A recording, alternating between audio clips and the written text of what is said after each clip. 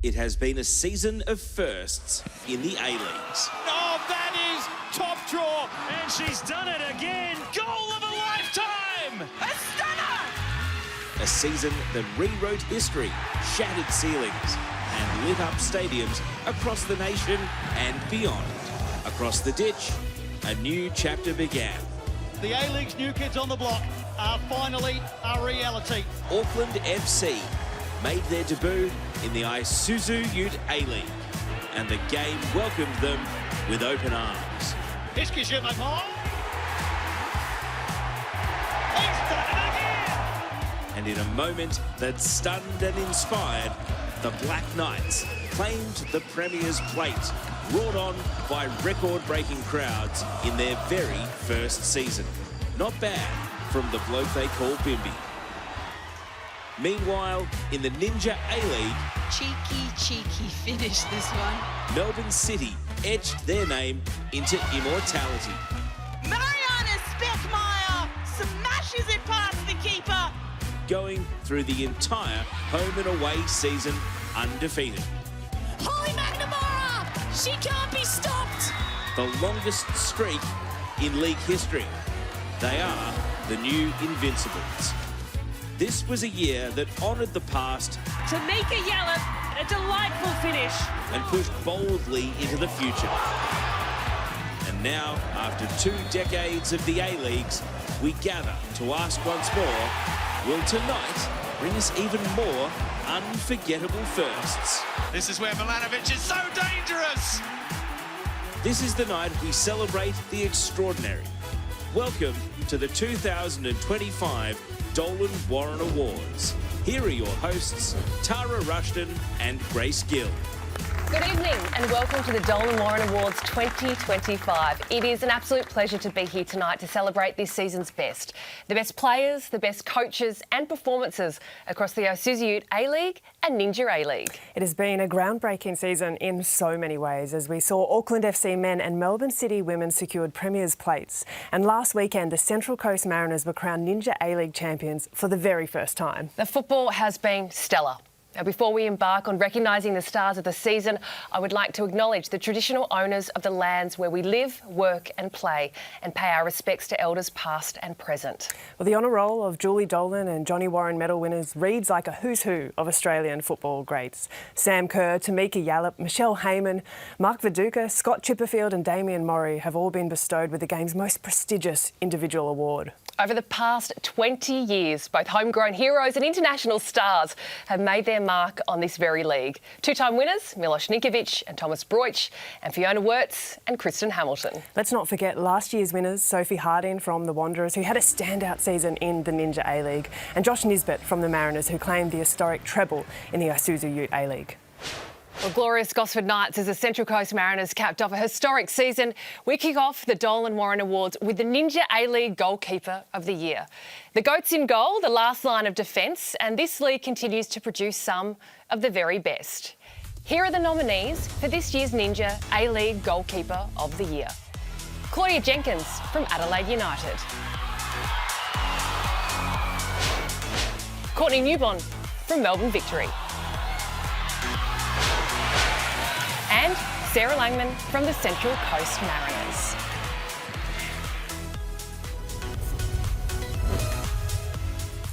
The Ninja A-League Goalkeeper of the Year is Sarah Langman from the Central Coast Mariners.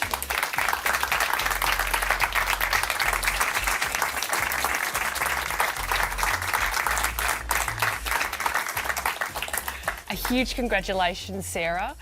Championship winner. You were the penalty hero shootout hero, and now you're the goalkeeper of the year. How do you sum up what was such an incredible season? Yeah, to be honest, no words can kind of sum it up. I'm just so proud of the girls, and yeah, it's great. It is great what you achieved. I know that you're playing it down at the Central Coast Mariners in such a short period of time, but there was something so special that was created there this season, and since the club has come back from 14 years in the wilderness, what was that magic ingredient? Yeah, 100%. Obviously, like, Em has done very well bringing the team together, and yeah, like we just, I don't know, togetherness and the will to work for each other. And I think that's kind of just what got the job done in the end. Has it even sunk in yet? I mean, you have been playing in this league for over a decade, so it's not just a team effort, but incredible individual efforts for you, and turning up year after year with the career that you've had. You must be really proud, and I know you're so humble in this accolade, but really proud of what you've personally been able to achieve and sticking with it as well. Yeah, 100%. Obviously, being a goalkeeper, it's kind of hard, just to get any game time. So, yeah, I'm definitely proud of, I've worked very hard just to get where I am today. And, yeah, I'm definitely very proud to, win this award and, win the championship as well. What a season it has been. What a season. A big, huge round of applause. Please help me to congratulate Sarah Langman, our Ninja A-League Goalkeeper of the Year.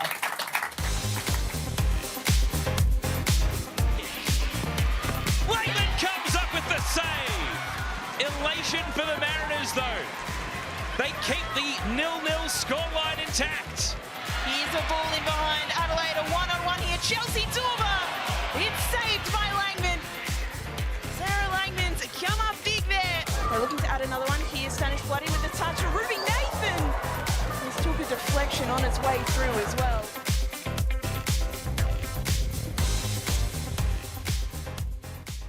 Well, the role of the head coach in the A-Leagues these days is a complex one. It takes courage, tactical knowledge and an unwavering belief in your squad, and fair to say, a little bit of luck as well. It's time to find out who the Coach of the Year in the Isuzu UTE A-League is. The nominees are, from Melbourne City, Aurelia Vidmar. From Western United, John Aloisi. And from the Premier's Auckland FC, Steve Corica.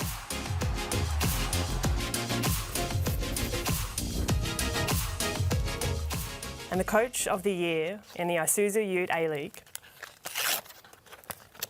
is Steve Corica from Auckland FC. Here to receive the award on behalf of Steve Corica is Auckland FC CEO Nick Becker.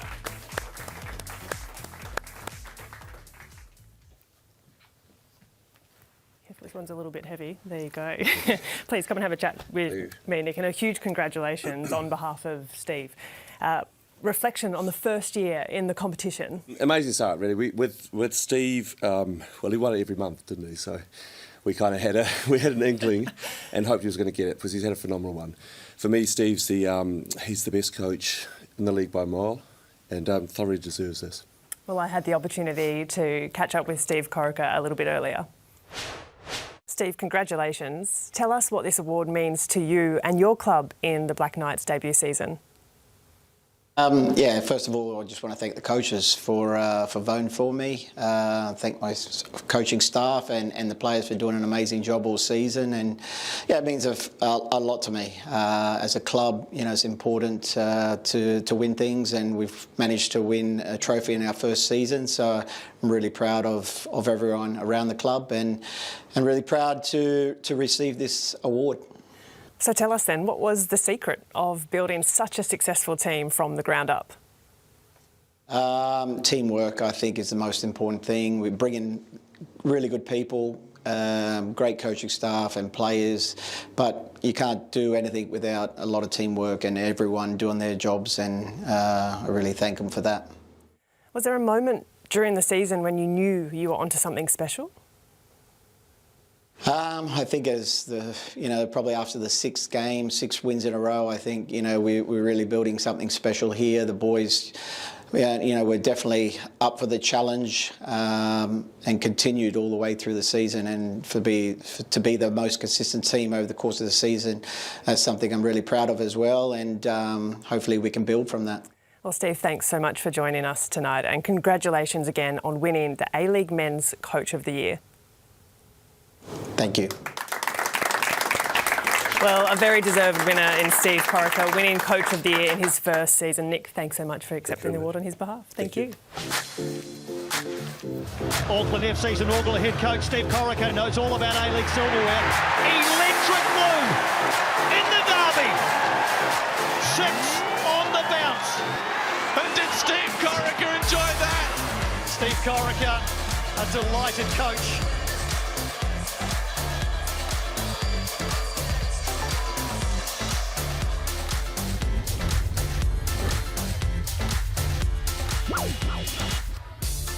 Well, the young guns have lit up the A-Leagues this season, delivering in match-defining moments, taking their game to another level. Generation Next has served up a masterclass.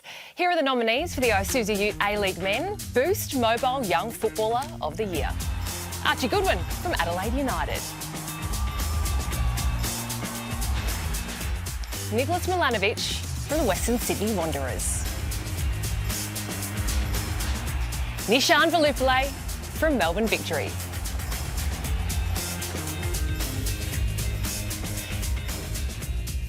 The Boost Mobile Young Footballer of the Year in the Isuzu UTE A-League is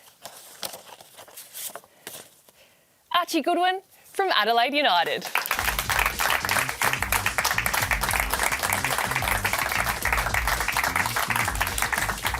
Huge congratulations to you, Archie Goodwin. You absolutely made history this season and fans fell in love with you along the way. It feels as though Adelaide really suits you. Does it feel that way? Yeah, I love it. It feels like home now.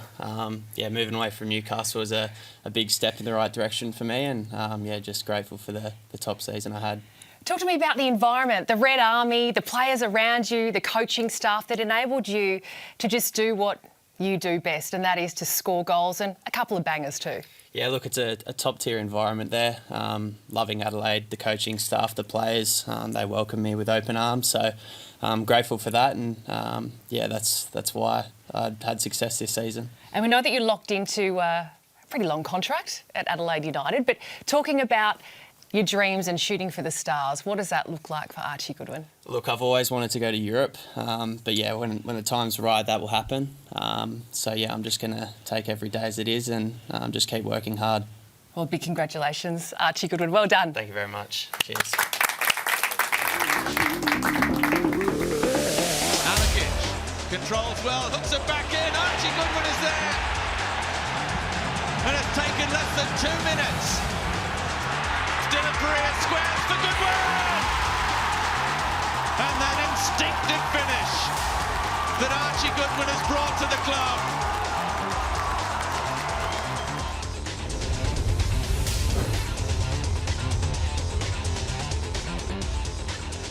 Well, let's begin the counting for the Julie Dolan Medal. This is the process that will determine our winner tonight. Each regular season match in the Ninja A-League is voted on by an individual from 3 separate panels. The 3 panels contain technical members, former players, media representatives and match officials. Votes are collated from the panellists to establish a final 3-2-1 for each match. These 3-2-1 votes are then tallied up to award the Julie Dolan Medal winner at the end of the regular season. So with that in mind, let's see who led the votes a little earlier in the Ninja A-League season. Brisbane Roar captain Tamiki Yallop dominated the opening 10 rounds of the Ninja A-League season, polling a maximum of 3 votes on 4 occasions. And it's in the back of the net. Tamiki Yallop, a delightful finish. The Reds' returning striker Fiona Wirtz hit the ground running. An opening round brace against Melbourne Victory and another double against the Jets in round 5 elevated the English import to the top of the Golden Boot standings with 7 goals. Back in her old club and back to goal-scoring form. Western United's Carly Johnson was nipping at Wirt's heels after edging doubles on the score sheet against the Mariners in round 7 and their northern neighbours, Newcastle Jets, in round 10. A pinpoint cross, a fantastic header. Johnson's teammate Grace Marr collected 11 points during the voting period, which was punctuated by an irresistible Olympico against Perth in round 9. And Wellington's Grace Jale won 3 Player of the Match awards through 10 rounds, thanks to goals like this one against the Glory. It's a double dose at Porirua Park.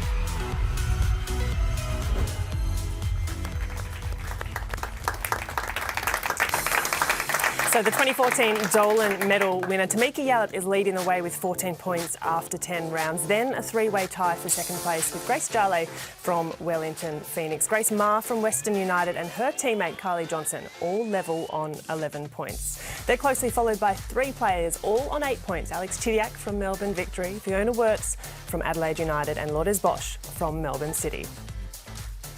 Well, there's plenty of competition for top spot in the early stages of the Dolan Medal. We'll come back to this a little later. For now, we turn our attention to you, the fans of our great game for the Shark Fan Player of the Year in the Ninja A-League. During the regular season, fans vote on their Player of the Month. Each monthly winner is added to the final shortlist, along with up to 10 additional players at the end of the regular season, using FOTMob's player performance statistics. Fans then vote on the final shortlist to determine the winner.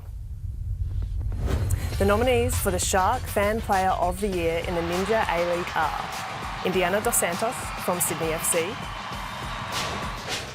Ella Tonkin from Adelaide United, and Izzy Gomez from the Central Coast Mariners.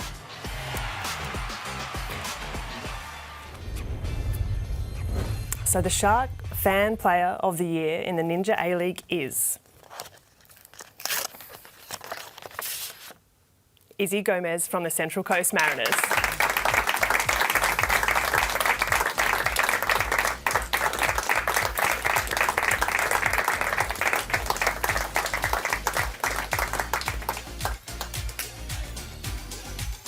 Congratulations, Izzy. There you go, hold on to that one, it's a bit heavy. Well, champions, player of the match in the grand final, and Matilda's call-up, and now this, a Shark Fan Player of the Year. How can you summarise the season that you've had? Yeah, it's been an interesting season. You know, it's an up and down season. I've been injured, but to come back and, you know, have this last week be amazing. I'm just super grateful. This is the Shark Fan Player of the season. Talk to us about the community up in Gosford, because from an outsider looking in, it looks like just an incredible vibe every single week. Yeah, no, definitely. They're just like a family. The ones that came down here for the grand final was just amazing. You could hear them, so it was great. And in terms of the next 12 months, you may not have imagined what this last 12 months looked like. What does the next year look like for Izzy Gomez? Yeah, hoping that you stay on the field. That's my main thing. But yeah, just keep working hard. It's my main thing as well. Well, Izzy, a huge congratulations. What a phenomenal season it's been for you. Thanks so much. Thank you. Dispossessed by Gomez. And a great pass from Pennick. Gomez! Really nicely measured pass. Trivis cuts it back. And the Mariners have their goal. Izzy Gomez! This is a lovely strike from Gomez, isn't on the edge of the area. Back pass. Gomez nicked in. Really good by Gomez. Trivis waiting. Gomez goes herself and scores! Izzy Gomez!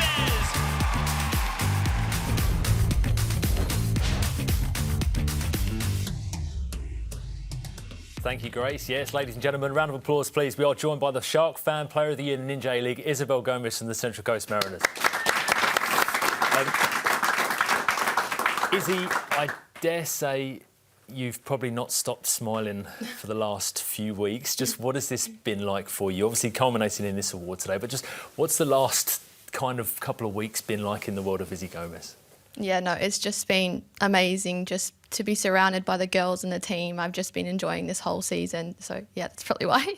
So if we rewind a little bit, you had the injury that kind of curtailed your season in December. Obviously, there was the maiden Matilda's call-up. Since then, you've scored the most dramatic of goals to send your team to the grand final. You've scored in the grand final. You've scored a penalty in the grand final, player of the match in the grand final. You've been called up to the Matildas again. Now this award just... Is there a certain point in the season that you look that's kind of inspired this? Was it being sidelined with that knee injury that's kind of spurred you on to achieve what you've gone and achieved? Yeah, so this was my second time doing my knee, and the first time round was hard to just watch on the sideline. So, yeah, it just gave me that spark to just get back on the pitch and just work hard and, just get back on the pitch and do what I can do and help the team. Well, whilst you've been going through the journey on the pitch, Mum, Rebecca, you've been going through the journey off the pitch. Just seeing your daughter achieve what she's achieved with that incredible group of players up at Central Coast Mariners, just how's it been from a parent's perspective watching on and seeing Izzy go through what she's done? Oh, it's just been amazing. I mean, like, as parents, we actually tried to avoid soccer, but a teacher at school just said, look, you should put your daughter in soccer. We're a dancing family. So here she is now. But as I say, we tried to avoid it, and then her life as a soccer career's not been easy as well.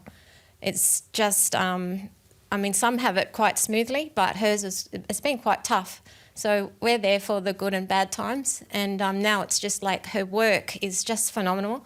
And she's just, it's all her own effort. It's amazing. We're just there as support, yeah.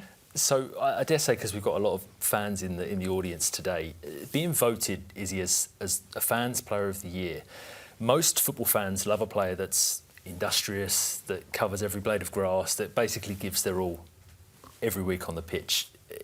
Was she like that as a player, Mum, when she was younger? Was she that infectious attitude that just made her the player that she is today?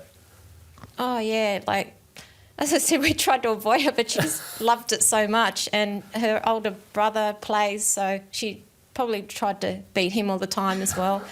And it just, yeah, she's full on.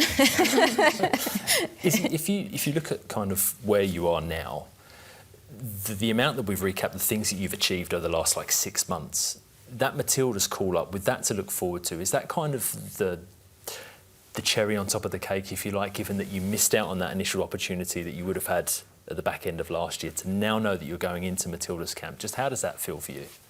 Yeah, it was quite hard to hear before, not making the squad due to the injury, but to now finally get to pick and hopefully step foot in the pitch and see how I go.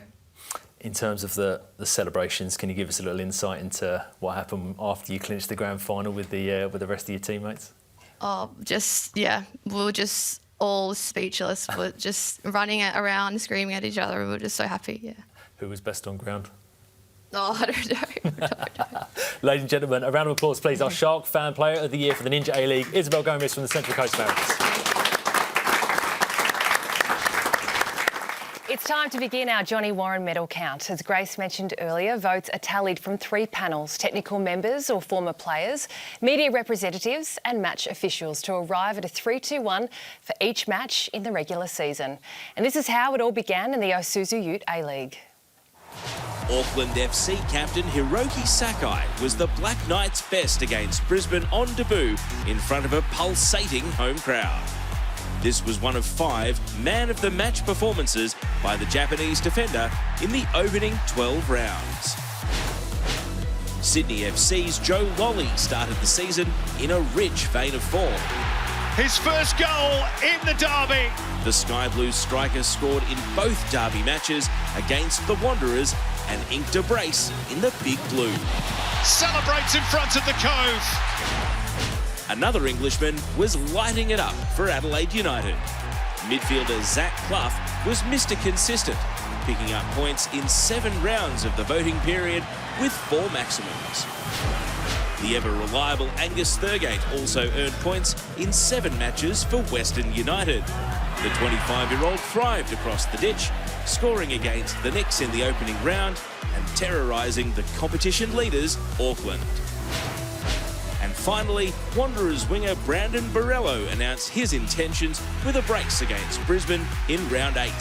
That was the start of 3 perfect games, which also featured this banger from outside the box. Swerve and dip. The perfect free kick. Zach Clough from Adelaide United is our early leader with 16 points, but it is tight at the top. Just a single point separates each player in the top 5. Auckland captain Hiroki Sakai on 15, Sydney FC's Joe Lolly 14, the Wanderers' Brandon Borrello 13 points, and Western United's Angus Thurgate 12.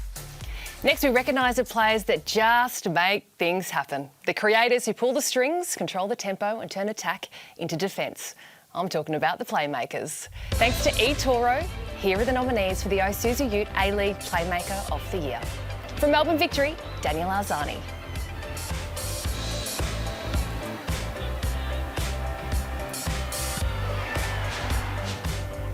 From Western Sydney Wanderers, Zach Sapsford. And from Newcastle Jets, Lockie Bayliss.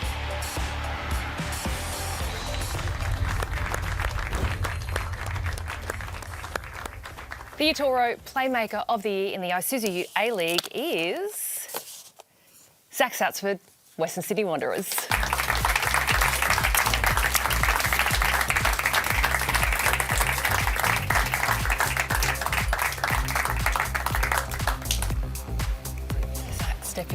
Zach, a huge congratulations on the season that you had. You just dazzled on the pitch. It was your best season yet. You look like you really were enjoying your time at the Wanderers. Tell us about what made it all click for you. I think a combination of the staff trusting me in playing, and I think the players as well, the senior boys helping me on and off the pitch, helping me grow as a player. I think that all helped as a combination to make me what I did this year. And what about the nightmares that you just give every Sydney FC fan and every Sydney FC player? They close their eyes before a derby and after a derby, and they're dreaming of you in the Mask of Zorro. Unfortunately for them, great for you though. What was it about the Sydney derby? I don't know, to be honest. I think maybe I just get up for it a bit more, knowing we got the fans backing us. I used to play there, so yes. I think got some point to prove, but yeah, I don't know, I just love it. I love a derby, love scoring in a derby, so yeah. And you spoke a little bit about your ensemble cast around you, Brandon Borello, Nicholas Milanovic. I'm so intrigued about the handshake. I'm not going to ask you to teach it for me because we've got too short of a time. You and Juan Mata, we got some awesome vision of you two with the secret handshake. Whose idea was that? Or is this just a normal handshake and I'm calling it secret because I'm out of fashion? The secret handshake. I didn't know. What is Tara talking about? I really don't know. Maybe. I think it's a normal handshake. Yeah, it's probably a normal handshake. Yeah, it is. I don't really know, but Tara yeah. will call it secret. Zach will call it normal. And what about the plans? And what does the future look like for you? You've starred for the Wanderers, but of course, you know, the future is bright. I think I'll just take everything as it comes. I'm not really focused on that right now, and we'll see. I guess I'm not sure. Well, a huge congratulations, Zach, on an incredible season. My homework is to learn how to do a normal handshake. Please thank Zach, our Toro Men's Playmaker of the Year.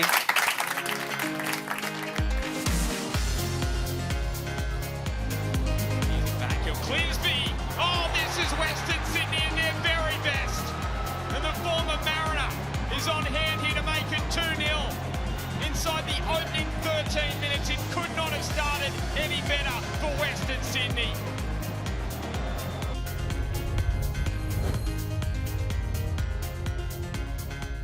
Well, this season in the Ninja A-League, we have been treated to some serious quality. From Olympicos to wonder strikes from far beyond the penalty area, we've marvelled at the quality on show, both here in Australia and across in New Zealand. Let's look at the nominees for the Isuzu UTE Goal of the Year in the Ninja A-League.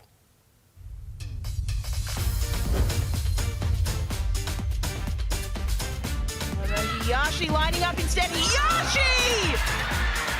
A stunner! You will not see many goals hit truer than that in this competition. There's a poor pass from Maya Markowski, trying to make up for her mistake. Zimmerman! Oh, that is top draw from Catherine Zimmerman. She has thumped that one into the top corner. It will be Janchevsky with the direct shot. What a cracking goal! Avani Janchevsky putting a rocket into the corner.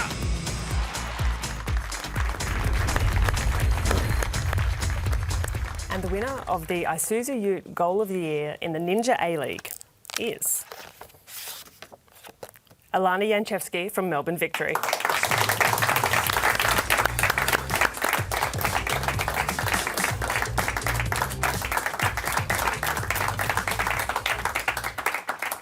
Well, first of all, a huge congratulations, Alana. What a goal, what a strike that was. Can we talk about that goal for a minute? The moment you stepped up to take it, did you know you were shooting on goal for that? Oh, first thanks to Laura. I think Hawksby kicked her in the head, so thanks for getting the free kick.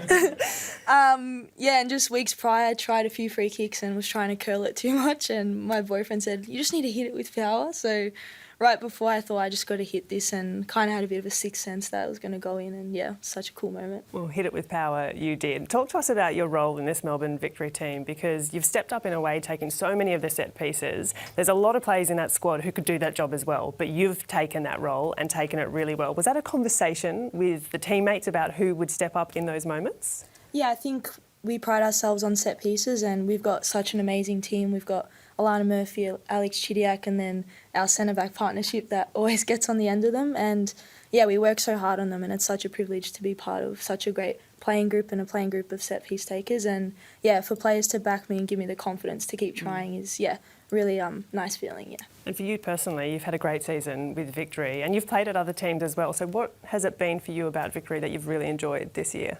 Yeah, I've really loved being at my childhood club. I think it's just such a special feeling to put on that jersey and play for the badge. And yeah, I've learnt so much and had to change positions and really challenging in moments and a lot of positive moments as well. So really happy with the season and I think we can be really proud of it. Incredibly so. Normally more of an attacking player. This season you dropped back in a defensive role. What was that like?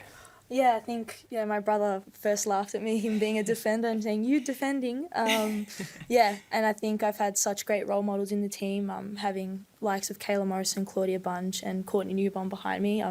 Kayla's ears must be burning. I've asked her so many questions. And to have such good role models to help me through and help me through the good and the bad times. And I'm really happy with how I've evolved my game. Well, congratulations on an excellent season and of course the Isuzu UTE Goal of the Year. Thank you. Yes, it is high time we speak to a legend of the game here in Australia, the lady whose name is emblazoned upon the highest individual accolade that a female footballer in Australia and New Zealand can win. It is, of course, Julie Dolan. Julie, we've reached the end of another Ninja A-League season. There's been highs, lows, epic moments, culminating with that grand final win for the Central Coast Mariners, the first in their history as well. Just how do you sum up the season that's been? I think you've just summed it up. It's been a great season, highs, lows, and it also speaks about the Central Coast Mariners season. You know, there's highs and lows, and then this epic win in the end. So, but that's what a full season is about. You know, there's the high points, the low points, and there's winners and losers. But in the end, it's just a great celebration of football. Just if you look at somebody whose name will be associated with that grand final forever now is Emily Husband, the head coach, and obviously writing her name in the history books, not just as the first coach of the Mariners to win a championship in the Ninja A-League, but also being a female coach to do it. Just for you, how important is that we see, and she encourages more players who maybe leave the game to get into coaching, they can see what someone like Emily Husband has done?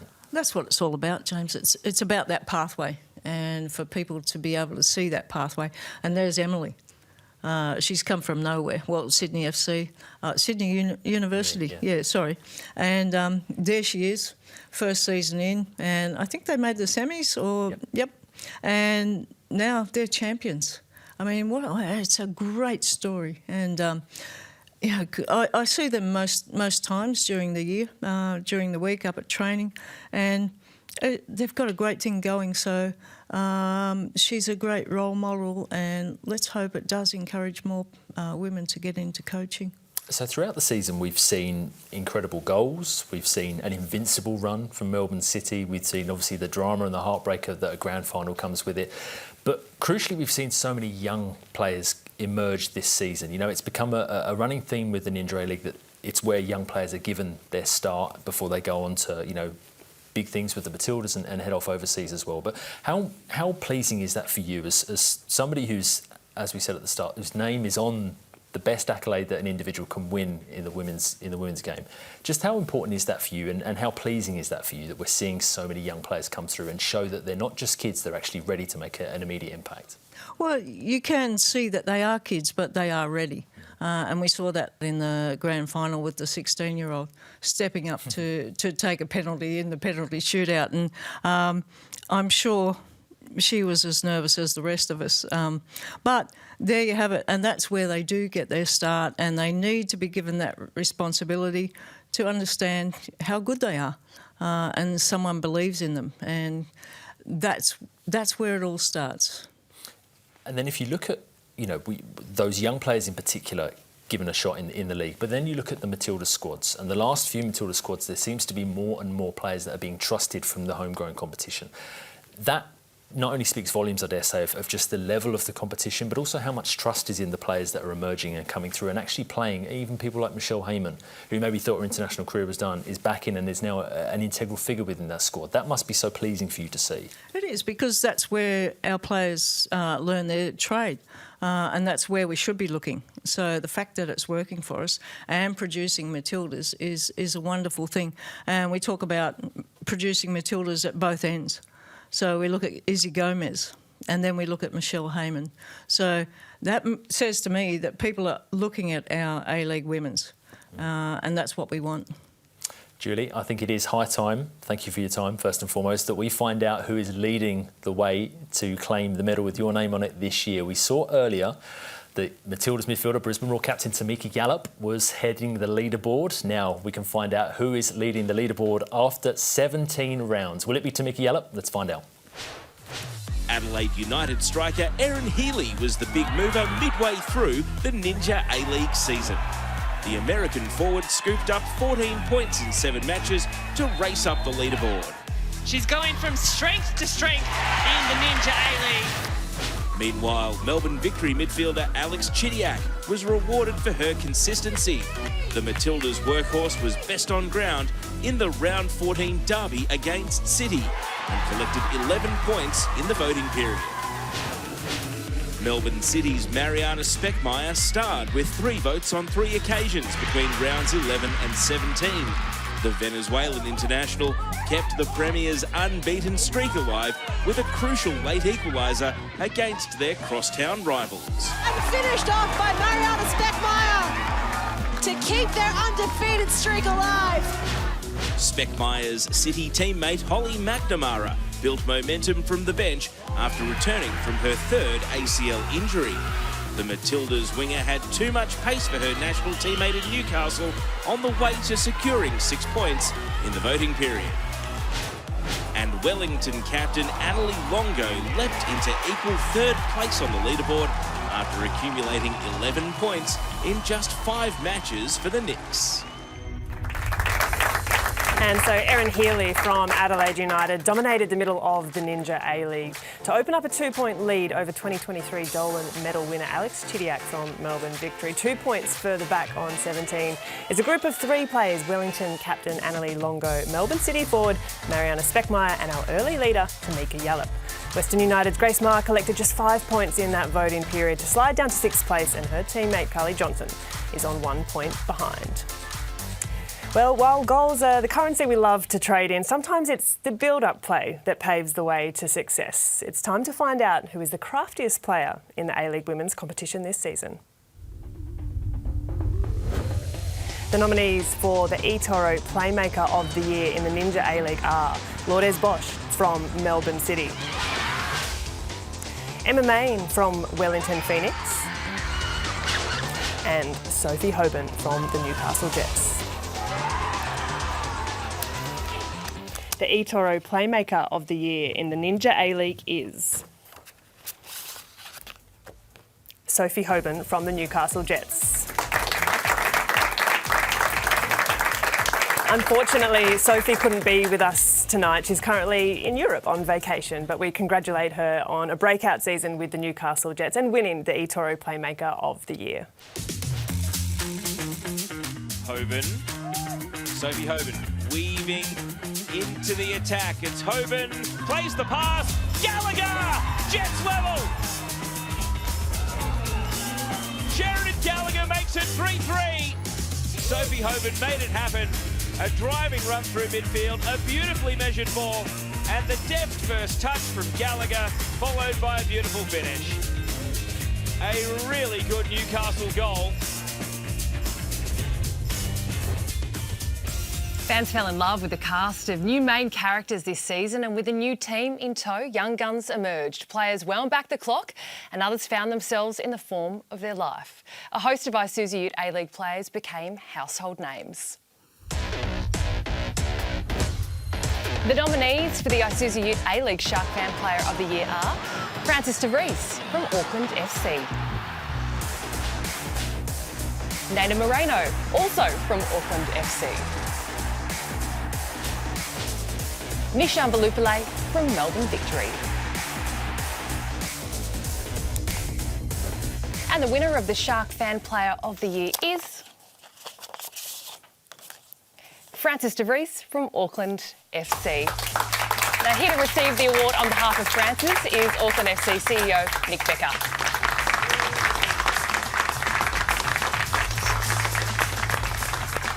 You may need to make a habit of this, Nick. But a big congratulations and Absolutely. a word, first and foremost, on Francis de Vries. I mean, what an incredible player he is. At a left back, assists for fun, 8 assists across the season. And his time at your club, as you would know, has put him back on the national team with New Zealand. So he's had such an outstanding season with you. We plucked him out of the National League. He was playing in the National League last season and he's had a great season with us.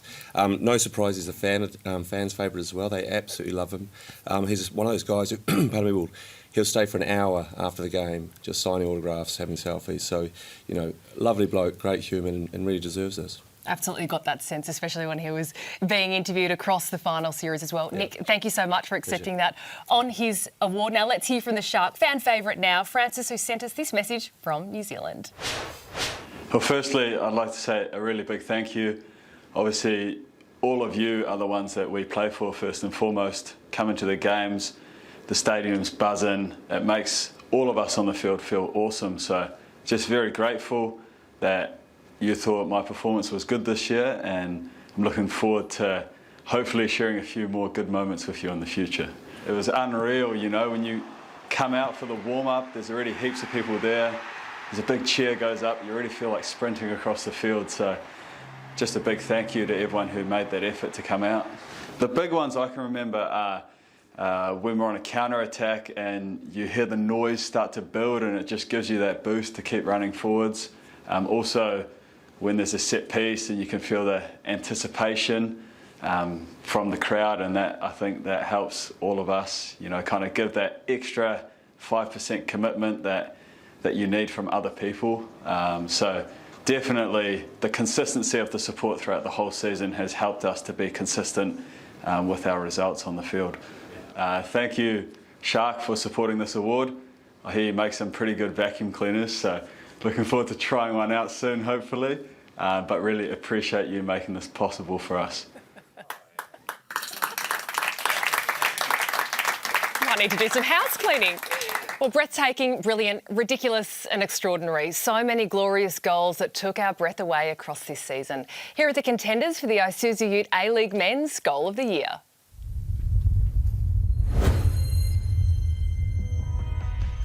Okamoto. Amos. Crowd appreciate the build-up here. Amos! Oh, brilliant! A goal of the highest quality! Bottage out to Thurgates. One last hurrah. Lawton! Oh, no way! No way! Jordan Lawton scores the goal of a lifetime! They're a very tall, strong, physical team and so dangerous at set pieces. But Eli Adams, clean pair of heels. Oh, what a strike! That is an Eli Adams special! And the winner of the Isuzu UTE Goal of the Year is Jordan Lawton from Western United. Here to receive the award on behalf of Jordan is Western United CEO Mal Impyombato.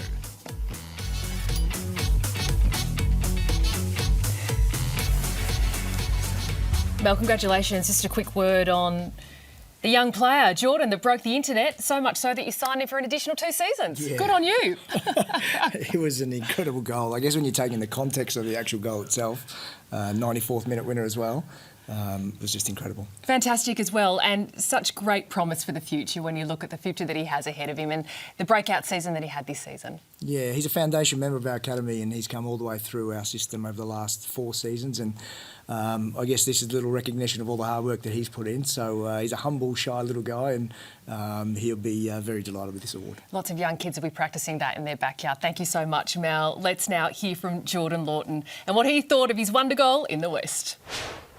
Everyone wants to score that goal, so just to score it is just mental, and the moment, the context, just it's unreal really, and just hearing that I won it, can't even put it into words. It's just unreal. Benny was telling me get in the box, and then I just ran in there, see what happens, and then I saw the ball holding up a bit in the air, and I was like, I can't say what I thought, but I was like, why not, and then I just, lifted my leg up and kicked the ball.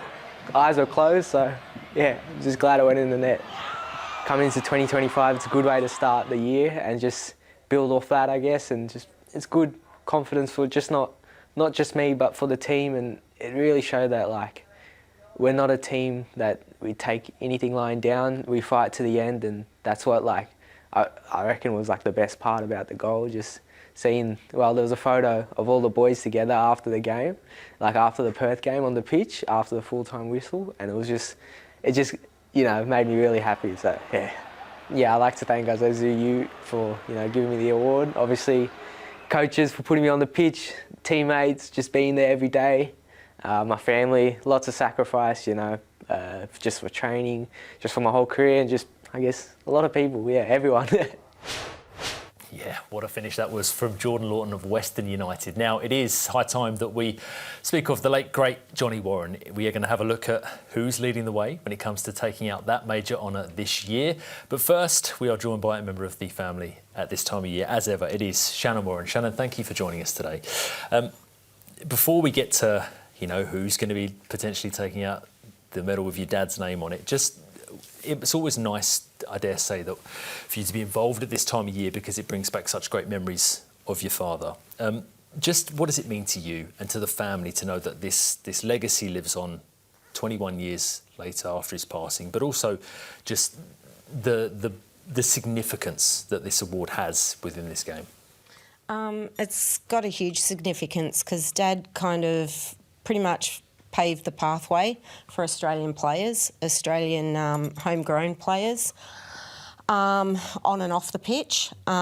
He was brought up in an era that no one ever heard of Australia, and we've continued to progressively play aggressive football. A lot of other countries don't like that, but we do, and we do it well, and we win when we do play it well. And only seen that in recent months, that we've gone back to how we should be playing as a national team. But yeah, I just think it's a great legacy for I don't know, I guess a pioneer of the game, and it should be respected. And whoever does, or whoever has ever collected it over the past years and future years, hold it dear, because there's not many that have come through that have that massive impact and stayed within Australia to build the sport here. It is so fitting that you mentioned the word, pioneer, trailblazer. It must be therefore quite nice to see that so many young Australian players and Kiwi players are coming through, but also contending for this award season in, season Absolutely. out. Because it would be so easy for some of the the more talented foreign players that come to Australia and New Zealand year in, year out to take out that award, given the prestigious careers that they may have had. But to have young Australians contending at the top every year must be so nice. Yes, absolutely. I just think it's a pleasure. It's a joy to see, and it's respecting the Australian players. If you look at then, the legacy that your father left, to then see so many players, young players as well now, the calibre of the talent is getting better and better each year, to then be being recruited by these big clubs overseas, that must have been something that your dad would have been so proud of, given that wasn't necessarily possible at the time when he was playing. No, it wasn't possible when he was playing. He stayed here. My concern, my dad would be happy for it and he'd be proud of it, and kudos to the players that get that chance to do that. But at the same time, my concern is we have such great natural talent here, but when we do, they tend to go overseas. My fear is for them as a player that you're supposed to be creative, you're supposed to be skillful, it's supposed to bring the wow factor to the game, and I've seen some in the past where that's been repressed and they get taught another way, and that spontaneity and that wow factor just goes, and it's a shame because it's a gift. With any sport, it's a gift. So yeah, you may not like that person playing that way, but they get the wow factor, they get the people on the seats, they get the goals in the back of the net, you know, and it's just magic to watch. Long may it continue. Shannon, thank you so much for your time. Should No we find out who problem, is Phil. leading the way to take out your father's medal? Well, after 12 rounds, it was Adelaide United's Zach Clough who was top of the leaderboard. Who is top after 24 rounds? Newcastle Jets 21-year-old striker Clayton Taylor soared into contention with 11 votes over the next 12 rounds, punctuated by goals in 3 consecutive games. Clayton Taylor latches onto it with his left foot. Auckland's Guillermo Mai was the other big mover. The Uruguayan forward punished Western United in Tanit From long range. and pocketed a brace inside 4 minutes in the wild 4-4 draw at home against the Reds. Mai's skipper Hiroki Sakai maintained his momentum, courtesy of a game-winning strike against the Raw and a vital follow-up effort in that boil-over against Adelaide. Wanderers forward Nicholas Milanovic kept pace with the leaders, scoring in 4 straight games, none better than this equaliser in Wellington. Milanovic! What a goal by Nicholas Milanovic! And Zach Clough kept his perfect record from the penalty spot intact, slotting home 2 of them against the Black Knights in round 21 for all 3 votes.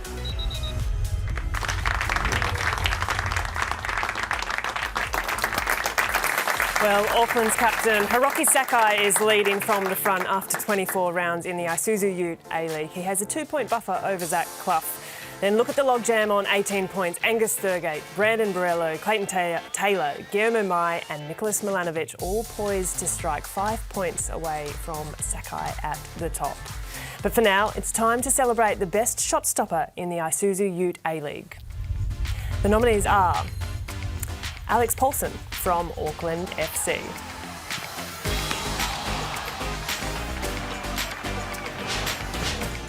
Philip Curto from the Macarthur Bulls, and Lawrence Thomas from the Western Sydney Wanderers. And so the goalkeeper of the year in the Isuzu UTE A-League is Alex Paulson from Auckland FC. Here to receive the award on behalf of Alex Paulson is Auckland FC CEO Nick Becker.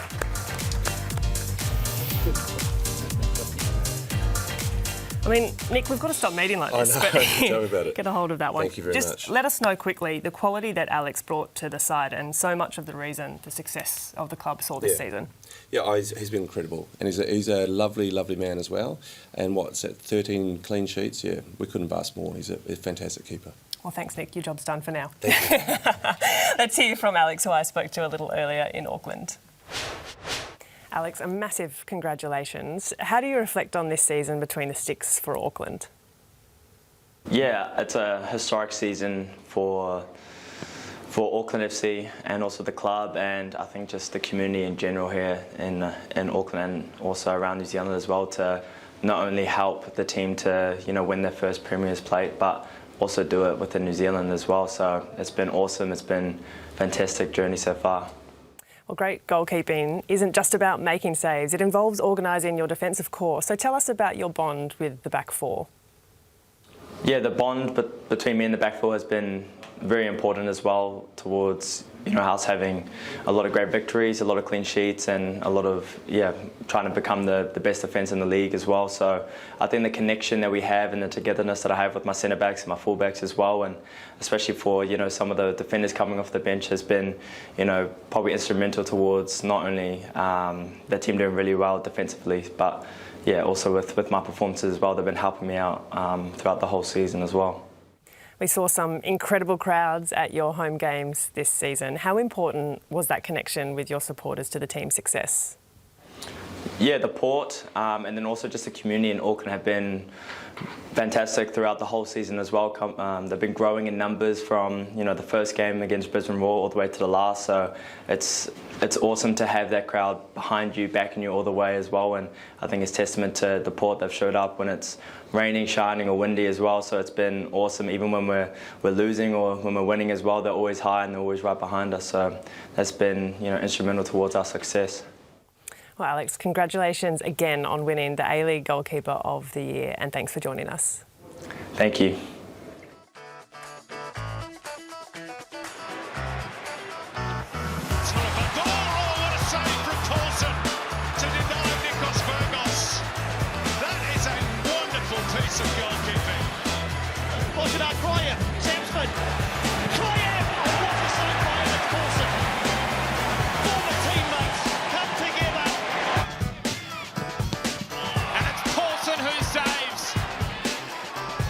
Well, there's a reason why he's one of the best goalkeepers in this competition.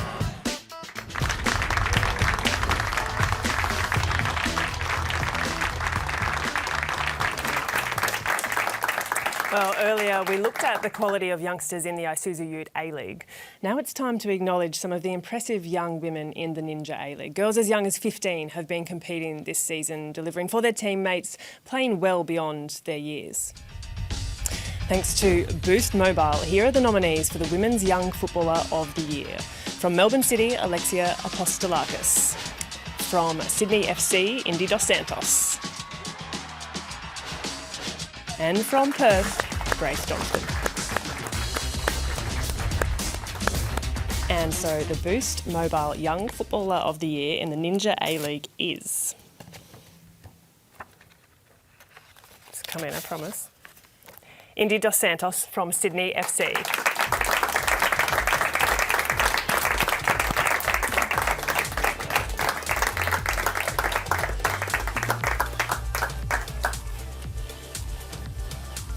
Congratulations, Indy, there you go. Coming nice and close here. Well, congratulations on your award, Indy. It was a tough season for Sydney this year, but how do you reflect on the campaign for yourself personally? Yeah, it's definitely the season that we didn't hope for, but getting lots of game time, helped me as a player individually, and having the girls there supporting me, really helped me. And playing against your sister, Janaea, for the first time when she played for Canberra United, how was that experience? It's not something we imagined really, but playing against each other was something different, but it was a good experience. And for you, what do you hope for the next few months to look like in terms of your football? I think just working hard as a player, keeping humble, and just take what comes into my path. Well, we're really looking forward to hearing from your sister Janaea, who of course played with Canberra United this season. She's waiting alongside James. We'll let you join them as we watch you in full flight this season. Thank you. Indy Dos Santos breaking into open space, cutting it across Hawkesby! The dream stays alive for Sydney FC! And the pressure pays for the Sky Blues. It's Farrow cutting it square. Dos Santos! It's a slice of Sydney derby history for Indiana Dos Santos. Ladies and gentlemen, round of applause please for the Boost Mobile Young Footballer of the Year, Indiana Dos Santos, and big sister, Canberra United forward, Janaea Dos Santos. Indy, I dare say that this is one of a number of accolades that's going to come your way, given that you're only at the very start of your career. It feels like you've been around for so long, given that you broke on the scene at so young. But just how does this kind of feel for you being awarded this prestigious honour? I'm really grateful for it, and I just think it's just a reflection of all my hard work that's paying off. So I'm really grateful, and just keep working hard. Now, I remember talking to you at the start of before the Ninja A-League season began, and we sat down at Sydney FC's training ground, and you said that one of the things you wanted to do this year was you'd actually been working really hard in the off-season, reviewing your individual season from last year, just about the things that you think you can improve on, the things that you can maybe you liked about your own game. Do you think doing that is ultimately what's led, even though Sydney FC had a difficult campaign in the league, but you doing those things has probably led to you being in this position now? Yeah, of course. I think reviewing a game is like the most important thing for you as a player to develop. So yeah, just looking at those weaknesses and even your strengths and just working harder on them to, yeah, pay off. So I remember one of the things you did say in that interview was that your sister had been talking quite a lot, having left the club, and that relationship had gone from being teammates to just family rivalry and sisters. You know, how's that, watching from afar now, being at Canberra and seeing how your sister's getting on, how has that been for you in that role rather than not sharing a dressing room and carpooling every single day? Like, as a sister, how has that been for you to see the progress that she's made? Yeah, like we obviously always dreamed of playing together, so it was a bit hard being on opposition teams, but yeah, it's been just to watch her grow, as not only just as a player but as a person as well, has been really inspiring for me to watch. So yeah, I'm really proud of her. Now I understand there is a family WhatsApp group. Has that intensified the banter in that group, given that you're no longer sharing the same club? Yeah, a little bit. Like, we're always like, before the games, like, who's going to wear green, who's going to wear blue, like our mum or dad, and there's always like, yeah, a bit of banter there, but yeah, it's been good. Now, if you rewind 2 years ago, I remember being with you two, mum and dad, filming in the family home before the grand final against Western United. Now, that seems like a ridiculously long time ago, given that Indy made history that day as being the youngest player to have played in an inter-A-League grand final. Just from Big Sister's perspective, first of all, how do you kind of assess the journey that she's been on, given that you've been with her that whole time, to see where she is now, and given that she's so young, she's only at the start of her career? Like, how does that make you feel as a sister, first and foremost? Yeah, very proud. Like, we work so, like, we've been through so much together, so just to see her, like, get this award is just, like, just the beginning of what she's got to show. Like you said, she's so young. And, yeah, I'm just so proud of her, I guess, yeah. Indy, if you, as I said, 17 now, I mean, most people who watch the inter-A-League will feel like you're a household name, and despite the fact that you are 17, does it kind of feel normal to you now that you're a top-level player and you've got such a big career in front of you, but going out onto the pitch week in, week out, the butterflies aren't there anymore. It just feels like it's what you're supposed to be doing. Well, I still obviously get a lot nervous because I guess like playing just gives you nerves because you care. So yeah, definitely still get nervous, but yeah, it's definitely I would say like coming more natural. Thank you very much. Congratulations, Indiana dos Santos, Boost Mobile Young Footballer of the Year, Big Sister, Canberra United forward Indiana dos Santos. Ladies and gentlemen, round of applause please for our winner.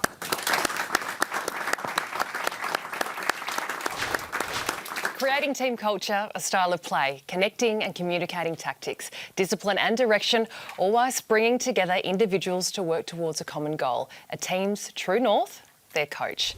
Here are the nominees for the Ninja A-League Coach of the Year.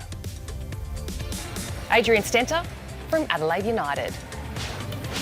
Anthony Jagarenic from Canberra United. And Michael Matriciani from the Premiers, Melbourne City. And the Coach of the Year in the Ninja A-League is Adrian Stenter from Adelaide United.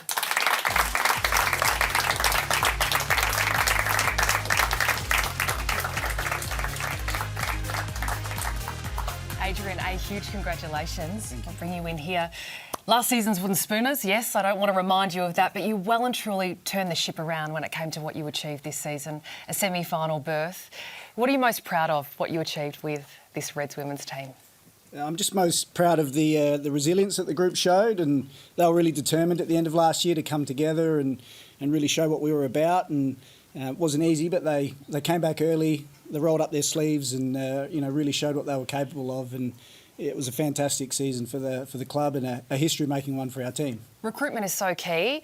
Well and truly nailing the foreign players that you brought in and that core group of South Australian players as well. This is your second Coach of the Year award. You won it in 2022, and now when you talk about steering the ship, you've done it yet again in this season. And I'm sure you've got your eye on making it to the big stage in terms of making a grand final. That is indeed if you stay at Adelaide United as a head coach. Have you heard something that I haven't? Or I'm wondering if you've heard something that I haven't. No, yeah, the recruitment was really important because we do have that core group of players that have been with us for a while, and it just goes to show how talented a bunch they are. And the players we brought in this year really added some quality and some depth and really added to our culture as well. So, yeah, it was a great year, the outstanding group to coach, and they've been fantastic all season. And, yeah, my coaching staff as well, often, doing their work under duress as well. Some of them are part-time and, you know, give their all for the team. So a big thanks to my coaching staff as well. Tough job coaching that it is, and what you were able to achieve with this run into the semi-finals. Now, I've heard that you're quite musical as well, and you play the trumpet. Is this how you wind down after a really tough stint in the technical area? Is this your secret to success, the trumpet? I don't know where you're getting your information from, but there's a big stitch up here. So. But your background, you can play the trumpet, right? I used to play the trumpet. There we go. At school. It's been a while since I've been at school. So you're looking young, Adrian. Yeah, I don't have the embouchure anymore, so I could probably only play for about 10 or 15 minutes. But yeah, if anyone wants to have a listen, you know, give us a call, and I'll jump in with the fans, with the Red Army, and give it a bit of a blow. So. Red Wig Steve would absolutely love it, but please put your hands together and congratulate Adrian Stender, this season's Ninja A-League Coach of the Year. Congratulations. Thank you. Adrian Stender, wooden spoon last season, finals this season, trying to go from worst to first. And the full-time whistle goes! Adelaide United are going to the semi-finals of the Ninja A-League! For the first time in club history, they win a final!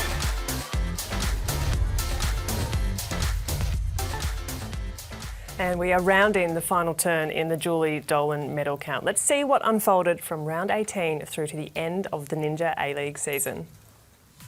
Holly McNamara was in irresistible touch in the final 6 rounds of the Ninja A-League. The Melbourne City striker netted 11 goals, including hat-tricks against Adelaide and Western United on the way to securing this season's Golden Boot.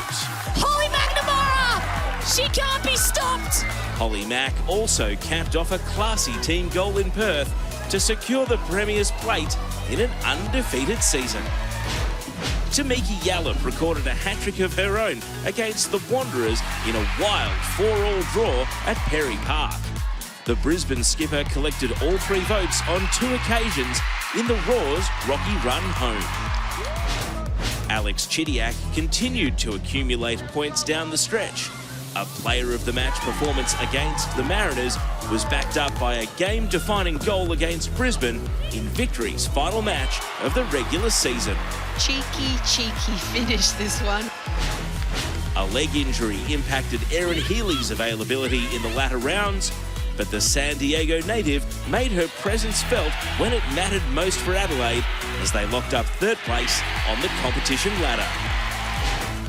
And Annalie Longo signed off in style for Wellington, picking up points on the way to announcing her retirement. The Porirua Park faithful didn't mind the rain as they bid farewell to their lion-hearted captain.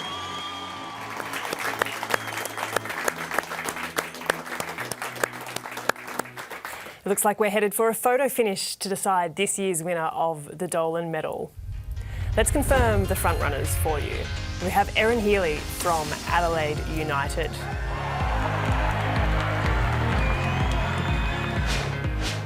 Tamiki Yallop from Brisbane Roar. Holly McNamara from Melbourne City. Alex Chidiac from Melbourne Victory. Annalie Longo from the Wellington Phoenix. And Mariana Speckmeyer from Melbourne City.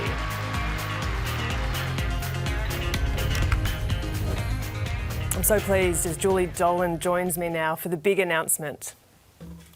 The winner of the Julie Dolan Medal for 2025 is Alex Chidiac from Melbourne Victory.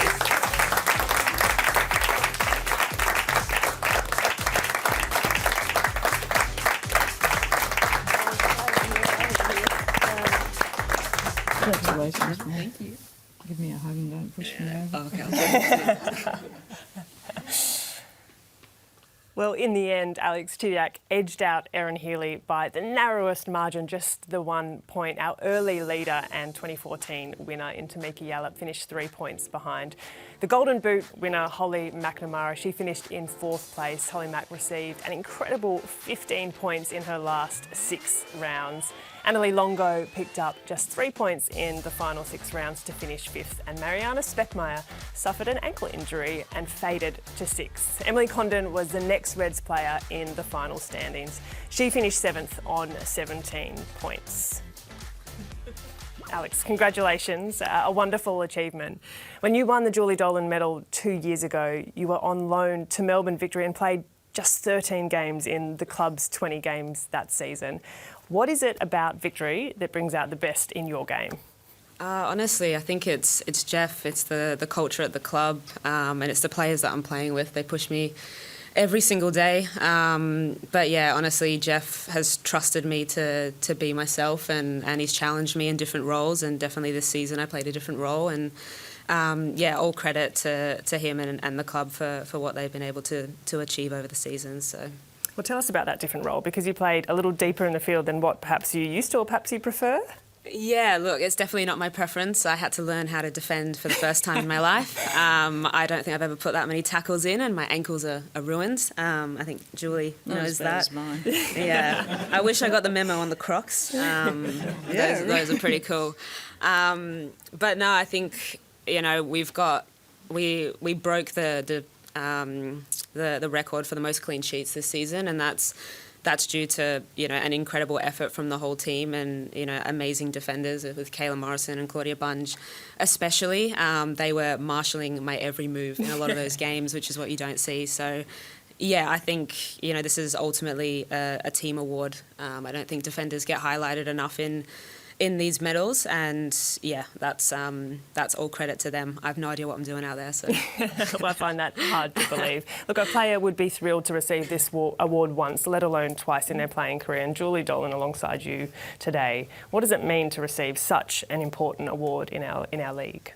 Yeah, I mean, I think I'm still trying to process it. Obviously, I'd rather it be a team award after such a strong season with the girls, but it is a true honour. I do put a lot of work behind the scenes to try and be a consistent player, and I think that's something I've tried to work on over the seasons, making sure that I'm as consistent as possible, and I can be that player for the team that if things are rough they can look to. So yeah, it's a massive honour, and hopefully I'll be growing for those Crocs next year.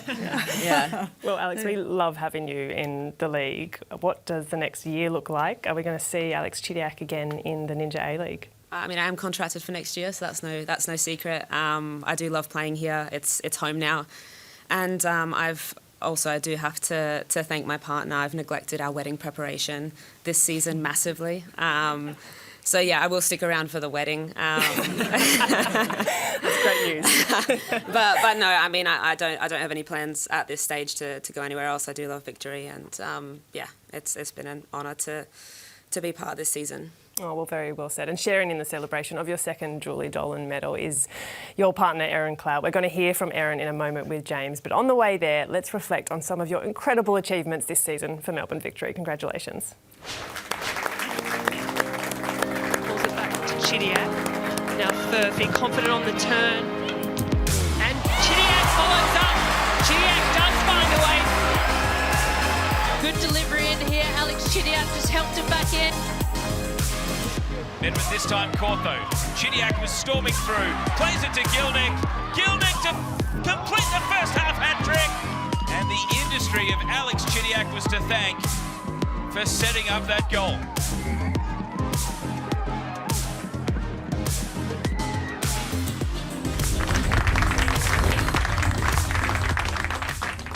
Thank you, Grace. We have got the two-time Julie Dolan medalist with us for 2024-2025. Alex Chidiac, you've got your medal back. We saw you giving it to Sophie Harding last year. You've got it back round your neck. Just how does that feel? Yeah, it's weird. It's very weird. Last year they asked me to step in for Julie and give the medal. And the year before that, when I won it, I was overseas, so I didn't actually get to be part of a night like this. But yeah, it's an amazing feeling. Erin, as a partner, obviously, partners often get overlooked in terms of the emotional ride that they go through when a player wins or loses. They're the person that obviously has to either calm them down when they get home or pick them up. Like, how has that been for you with Chids this season? Well, I think this season is probably very similar to the last. You know, we've been together for, you know, pretty much 6 years now. So this is something we've done from home and from afar as well, from overseas. But I think this season we're in our own first house together now, which is good. So we have a bit more space. So, you know, Saturday nights is cooking pasta for me and putting that on the menu. And, you know, there's always bits and pieces behind the scenes, but she deserves that. And I do all those things for her all over again to be able to let her do what she wants to do. So I say like when she's not here, she's sat right next to us. She's now just Good to see you. the 5th player to have won the medal twice. Do you think she gives herself enough credit? No, she does not give herself enough credit. There are amazing players across this league, which she knows that. We all know that. We're really lucky to experience and see those players week in, week out. I think the thing that Alex doesn't realise is the level of consistency she brings to the league, to her teammates, and of course to other players. You're obviously a very good friend to a lot of people across a lot of teams, and you spend a lot of time and effort on young players in your team. You spend time with fans. You do all the right things, and you deserve all the credit in the world for that. But no, particularly this season, I think she didn't know the impact she had because it wasn't as many goals and assists as you probably like. But I tried to tell her, but I guess she'll listen to someone else now. Is the way that you've won this award this year is, if you're speaking football terms, it's a late run to the box like you do on the pitch. So you picked up 7 points in the last 6 rounds. I'm always fascinated to know whether or not a player believes they might be in the running. Did you have any, when the regular season came to a close, did you think you'd be up there on the leaderboard? I'm going to be completely honest, I felt like this was probably my worst season in my brain. I found it really hard to wrap my head around the new position. I didn't think that I was doing it well enough. I mean, I was comparing myself to, you have Alana Murphy, who's, one of the best young sixers that's coming through in Australia at the moment. And, obviously played with Elise Kellen-Knight, who, world best 11 at one stage. So I was kind of comparing myself between the two of those, and I thought I was absolutely nowhere near it. And I was not expecting this whatsoever. So you thought you were winning Fan Player of the Year, which is... I did. That's what I thought. If I was in my head, I was like, cool, like I can mention some fun stuff with the fans. No. So I don't know what to say now. So you've been around the game for a long time. You are a fan favourite, right? Which is why you absolutely expect to win that award. But to go through the season you've just gone through, football can be so cruel sometimes, because Melbourne Victory were borderline flawless to end the season, 15 games undefeated, 13 wins during that period as well, but you missed out narrowly on the Premier's Plate. To then suffer the heartbreak like you did in a grand final, how do you kind of process that, given that you are experienced and you've been in the game for a long time now? It obviously doesn't get any easier, but do you kind of believe that you also play a bit of a role to help some of the younger players that have experienced that this year? Yeah, for sure. I mean, for a couple of the girls, this wasn't our first grand final, and for a few it was, and there's a lot of emotions around that, and we still haven't had a chance to get together as a team and debrief what was, it was an incredible season. We broke club records, we broke league records, and I think, it's tough to not come away with something as a team and as a club to show for it. I hope, the girls can feel part of this medal. This doesn't happen without such a strong team behind you. But yeah, it's a cruel way to go out on penalties, but at the same time, I'm looking at it as we drew the game and we'll just cut out the rest of it, so still undefeated. Well, there is a positive. Ladies and gentlemen, please put your hands together. Your 2024-25 Julie Dolan medalist, Alex Chidiac, and her partner, Erin Clout.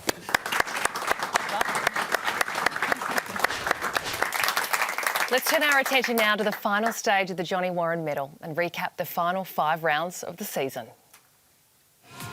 Western United's Agnes Thurgate accumulated 7 points down the stretch and celebrated with a gift from the Premiers in the final round of the regular season.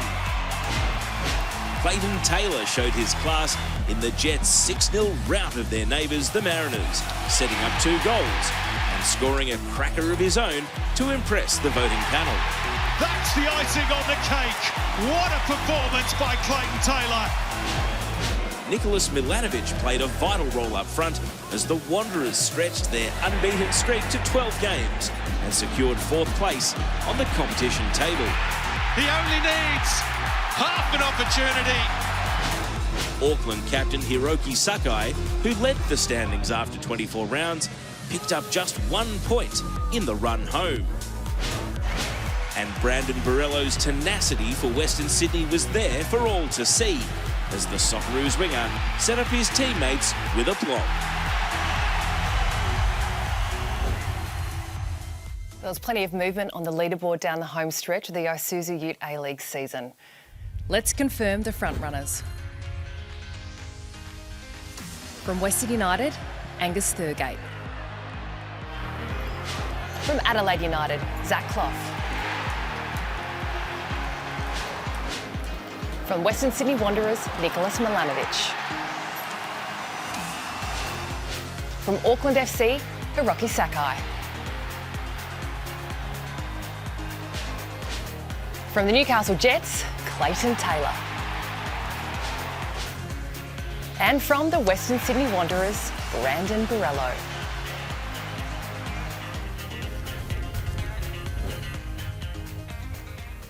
Now, it's an absolute pleasure to have Shannon Warren here tonight to present the Johnny Warren Medal in her father's honour. So here we go. No pressure. Pressure, no, Shannon, okay? No, never. The winner of the 2025 Johnny Warren Medal is... Do you want to do the honours? No, it's okay. You can do it. You do it well. The winner of the Johnny Warren Medal for 2025 is Nicholas Milanovic from the Western Sydney Wanderers. Here to receive the Johnny Warren Medal on behalf of Nicholas Milanovic is Western Sydney Wanderers CEO Scott Hudson.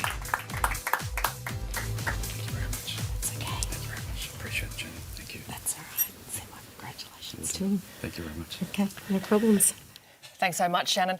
You're going to have to send all the well wishes across a Zoom call. Well, is it going to be in Socceroos camp or will it be in Scotland? But Scott, to the season that the Wanderers had, 12 games undefeated, it felt as though the Wanderers of old were back. Did you have that feeling as well? 100%. We've come a long way in the last 12 months. The change that the new coach has brought, Alan and his coaching staff, has been created a really positive environment right across the club. We've really tried to leverage that in the community and really connect back with grassroots football and the fans, and we've definitely felt that. And obviously the team's success, of which Nicholas has played a big part in as well. And a word on Nicholas as well, because when you talk about this Wanderers side, you know, the Zach Satsfords, the Borellos, Nicholas Milanovic, he became that household name this season. We're so proud of what he's achieved, Nick, the last couple of years really. He's a boy from Western Sydney, grew up in our academy, sat in the RBB as a kid on the other side of the fence, and then to see him achieve such a prestigious award. Obviously the list of players that have won this award, that have contributed to this league, he stands alongside, and we're really glad we could play a part in his career, and we wish him all the best overseas. Great signing to have, and off he goes. Thank you so much, Scott, and thank you so much, Shannon. Well, let's hear from the man himself, Nicholas Milanovic, who I spoke to before he jetted off to join the Socceroos camp. A huge congratulations, Nicholas. Well, what a journey you have been on with this team, from watching from the stands at just 10 years old, alongside your family, to today, the Johnny Warren medalist with your boyhood club. It must feel like an incredible honour. I definitely didn't think that I could achieve such a feat, especially the Johnny Warren Medal, which is, for me, the most prestigious award you can win in Australian football. I was 10 years old watching players, Mark Bridge, Topper Stanley, all those players in Pertec and Rip in, and I just wanted that to be me. So, yeah, winning this medal, especially for Western Sydney, is undescribable. You couldn't stop scoring this season, 12 goals and 6 assists, so key to the Wanderers' attack, and the 12-game unbeaten streak as well. What was the secret ingredient behind your club and your individual success? I think it comes down to how we played as a team. The style that our coach Stadge wanted to play.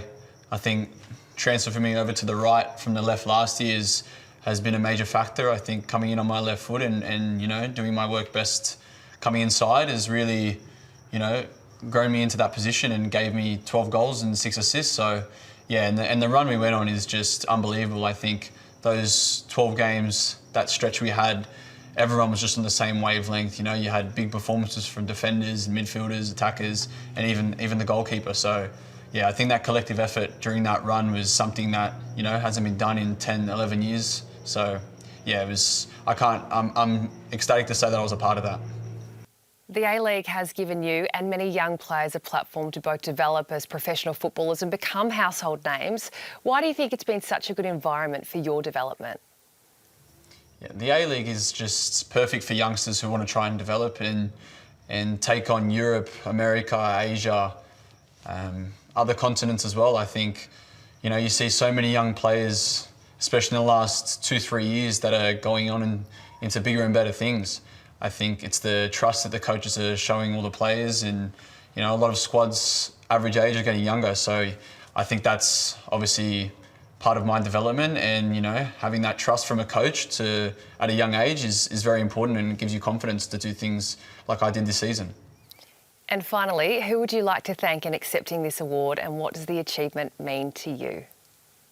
Firstly, I'd like to thank my family. I'd like to thank my parents, my younger brother, you know, my beautiful girlfriend Bella. I think without their support and keeping me on the ground all year and staying humble, I think I can't play my best, and I think that they're the cornerstone to all of this. So I'd like to thank them the most. I'd like to thank the club. I'd like to thank Stadge, the assistant coaches, the backroom staff, the physios, everyone involved in nurturing us as players and giving us the opportunity to get out on the field every single week and perform at our best. I'd like to thank the fans, the RBB, the Western Sydney faithful. I think they are such an important part to my development. You know, I feed off their energy, and for the last 2.5 years since I've been here, I've never had a complaint about any lack of noise from the fans. So I'd like to thank them. I'd also like to thank the parties of voting. I think it's important to thank those that recognise me as being the best, which is, you know, I'm so privileged for that. I think winning a Johnny Warren, it's in anyone's wildest dreams, and to have all those people behind me the whole way, it makes things so much easier, and it makes me so much prouder now to showcase them as well. I think, you know, there's been greats like Milos Ninkovic, so many more, Jake Brimmer. There's been so many great winners, and for my name to be with theirs is such an honour. A huge congratulations to Nicholas Milanovic, 2025 Johnny Warren medalist. So here are the final standings in this year's Johnny Warren Medal. Nicholas Milanovic accumulated 10 points in the final 5 rounds to win by a margin of 3 points. Angus Thurgate finished second after picking up 7 points in the run home. Hiroki Sakai fell off the pace a little towards the end of the season. The Auckland captain slipped to third. Zach Clough, Clayton Taylor, Brandon Borrello and Guillermo Mai rounding out the top 7.